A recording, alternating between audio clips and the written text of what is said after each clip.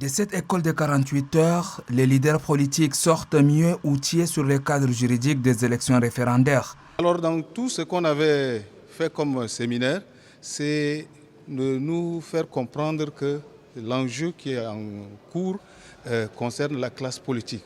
Et cette classe politique devrait avoir une information de base, une information nécessaire pour s'approprier du processus. Après 2 jours d'échange, nous espérons que nous allons aller vers un référendum vraiment apaisé et puis par ricochet des élections aussi apaisées.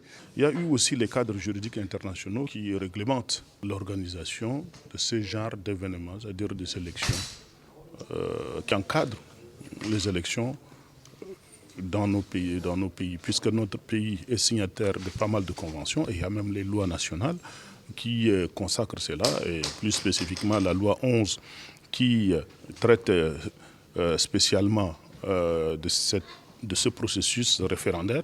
Donc beaucoup de nos collègues n'avaient pas connaissance de ces textes-là. C'est un rendez-vous du donner et du recevoir marqué par d'importantes recommandations. Accorder un fonds spécial et conséquent à tous les partis politiques sans distinction dans un bref délai afin de leur permettre de mener une campagne de sensibilisation sur les enjeux de l'élection référendaire. Voilà ce que vise à terme le cadre national de concertation des partis politiques et le programme des Nations Unies pour le développement. Ce sont des élections apaisées. Les futures compétitions seront rudes parce que depuis la disparition tragique du président de la République et en vue d'un retour à l'ordre constitutionnel, le jeu politique est ouvert.